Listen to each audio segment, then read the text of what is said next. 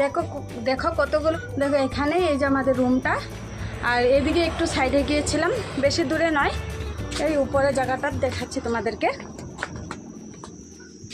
এই যে এখানে ফুল গাছটা দেখতে পাচ্ছ, তার একটু আগে গিয়েছিলাম। মানুষের সবাই মানে নিয়ে যায় কচু শাকগুলি, তো আমি এরকম সময়ও পাই না নিয়ে, যে ওই 3-4 দিন আগে বুঝতে পারলাম যে ওরা নিয়ে গিয়ে মানে বিক্রি করে দেয়।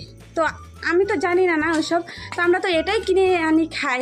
তো আজকে ভাবলাম হ্যাঁ তো আমাদের এখান থেকে নিয়ে গিয়ে বিক্রি করে দেয়, তাও আবার কি 1 মুঠি কচুটা শাকের দাম, মানে 1 মুঠি কচু শাকে তো হবেই না, মিলিয়ে যাবে। তো ওটার দাম হলো 30 টাকা মুঠা। দেখো 30 টাকা মুঠি। তো সোনাকে ভিতরে রেখে গিয়েছিলাম, তো নিয়ে আসলাম, এখন বানাবো।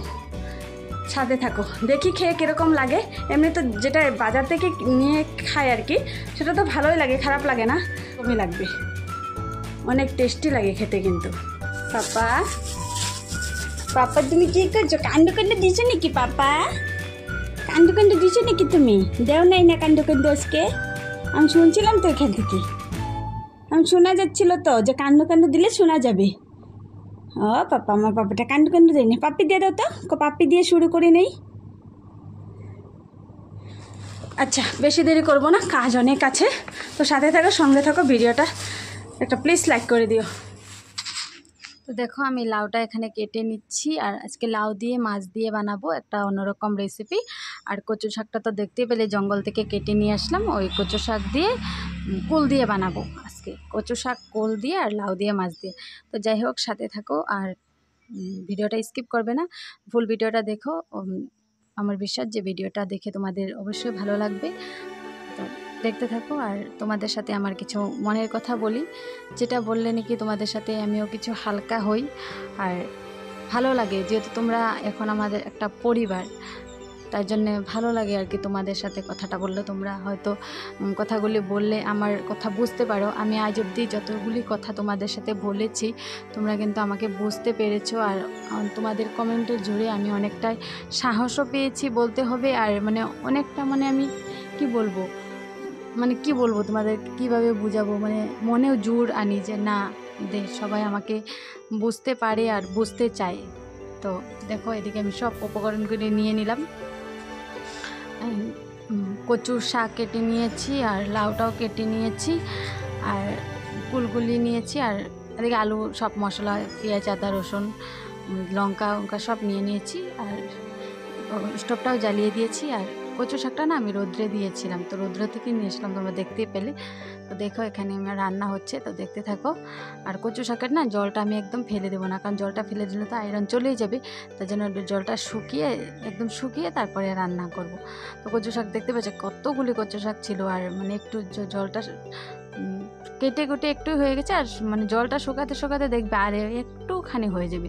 তো যাই না হোক, দেখতে থাকো ভিডিও। আর তোমাদেরকে যেটা বলতে চেয়েছিলাম, কি বলবো, খারাপ সময়ে মানুষ চেনা যায়, মানে মানুষ কখন চেনা যায়, যখন তোমার খারাপ সময় আসবে, তখনই তুমি চিনতে পারবে তোমার মানে তোমার প্রকৃত বন্ধুকে, আর প্রকৃত তোমার ভালোবাসার মানুষকে। যখন তোমার ভালো সময় থাকবে, তখন তুমি কাউকে চিনতে পারবে না, সবাই তোমার নিজের কাছের মানুষ মনে হবে। তখন ওদের কথা শুনলেও তোমার মনে হবে হ্যাঁ আমার কাছের মানুষের কথা, আমি এতটুকু কাছের, ওরা আমাকে আমার এইভাবে কথা, মানে ওদের কথা তুমি কিছু খারাপ কেউর মুখে থেকে শুনতেই পারবে না। যখন তোমার খারাপ সময় আসবে, তখন তুমি প্রকৃত মানুষ চিনতে পারবে। এটা হয়তো অনেকের সাথে হয়েছে, শুধু আমার সাথে নয়, এটা আমার বিশ্বাস অনেকের সাথে হয়েছে। যারা খারাপ সময়ে পড়েছে তারা তো এই কথাটা জানবেই, যে খারাপ সময় পড়ার সাথে সাথে মানুষের মানে রূপটা কিভাবে চেঞ্জ হয়ে যায়। তো আমার এরকম খারাপ সময় ছিল, তার জন্য আমি মানে বুঝতে পেরেছি যে এখনও ভালো সময় নয়, তবে আগের থেকে অনেকটাই বেটার। এখন আগের থেকে অনেকটাই, মানে জানি না তোমাদের আশীর্বাদে হয়তো, আর ভগবানের আশীর্বাদে হয়তো, ভগবানের আশীর্বাদ বলতে আমি ভগবান এতটুকু এখন বিশ্বাসও করি না, কারণ অনেক দুঃখ দিয়েছে আমাকে, অনেক দুঃখের ইসেতে পড়েছি, তাই জন্য হয়তো, কিন্তু ভগবান আছে হয়তো, আমার জন্য নেই, কারণ সবার জন্য হয়তো আছে, কারণ সবাই পেয়ে যায় চাইলেও কিছু, আমি পাই না হয়তো। তো যাই না হোক, পরের দিন ভয়েসটা দিচ্ছি। আর আজকে তো শিবরাত্রি, ভিডিওটা আজকেই পোস্ট হবে, ভয়েসটা আমি কিন্তু আজকেই দিয়েছি। আর ভিডিওটা মানে করেছিলাম কালকে, তো তার জন্যেই মানে কথাগুলো মনে পড়লো যে আজকে শিবরাত্রির দিন, মানে যেই শিবরাত্রিতে আমরা মানে কি বলবো, আর আগের দিন নিরামিষ, পরের দিনও সারা দিন না খেয়ে তারা ফুটলে ভাত, ব্ল্যাঙ্কেটে শোয়া, বিছানায় না শুয়ে এত কিছু মানে করেও তার প্রতিদান ভগবান আজকে আমাকে এইটুক দিয়েছে। জানি না কেন দিয়েছে, হয়তো পরীক্ষা নিচ্ছে, বা হয়তো সোনাকে আমাকে দেখাশোনা করার জন্য আমার কাছেই পাঠিয়ে দিয়েছে। এটাই হয়তো আমার মানে কি বলবো, কপালে ছিল, নসিবে ছিল। তার জন্য এখন আর ভগবানকেও দোষী না, আর কপালকেই দোষী আর কি, কপালকেই দোষী। কিন্তু কোনো পুজো আচ্ছা দিতে আমি যাই না, আমার ভালো লাগে না, সত্যি কথা। তোমরা জানি না কে কমেন্ট করে অনেক কিছু বলতে পারো যে না এটা করো না, ভগবান মেনো। হ্যাঁ, ভগবান মানি, ভগবান আছে মাথার ওপরে, কিন্তু আমি পুজো দিতে যাই না। খারাপ পাই না, দেখো আমাকেও তো অনেকে খারাপ পায়, আবার ভালোবাসে, তো আমি কাউকে খারাপ পাই, ভালোবাসি। তো ভগবানকে খারাপ পাওয়ার আমার নেই, আর আমার এতটুকু নেই যে ভগবানকে আমি খারাপ পাবো। মানে আমি যাই না, পুজো আচ্ছা দিতে যাই না, থাকি আর এমনিতে থাকি, খাই। ভগবানকে কিছু বিপদে পড়লেও কিন্তু আমি ভগবানকে ডাকি না, যা হবে দেখা যাবে। কারণ এত কষ্ট পেয়েছি জীবনে, মানে কি বলবো, আর কষ্ট পেতে পেতে মানে ঠেকে গেছি। মানে কি বলবো, তোমাদেরকে বোঝাতে পারবো না। জীবনে অনেক কিছু তোমরা জানো না, যেটা আমি এখনও ওয়াইটিতে নিয়ে আসি নাই। মানে কি বলবো, এতটুকু কষ্ট পেয়েছি, এতটুকু মানে কাছের মানুষগুলিও আমার চলে গেছে। আর তো সোনাকেও তো এত কষ্ট দিচ্ছে ভগবান, আর কি বলবো। এই একটা বাচ্চা যে বুঝে না যে পৃথিবীর কিছু সুখ দুঃখ, পাপ নিষ্পাপ কিছুই বুঝে না, ওকেও এত কষ্ট সহ্য করতে। হয়তো আমাদের পাপে, মানুষে যে বলে না তুই পাপী, এরকম তোর বাচ্চা এরকম হয়েছে পাপী, এটাই হয়তো সত্যি। আমি কিছু অজানাতে কিছু পাপ করেছিলাম, তাই হয়তো আমার সন্তান এত কষ্ট পাচ্ছে। তার জন্য আমি মানে কি বলবো, যা আছে দেখা যাবে। ভগবান আছে হয়তো আমার জন্য, হয়তো নেই, বা আমাকে সেই পাপের শাস্তি দিচ্ছে।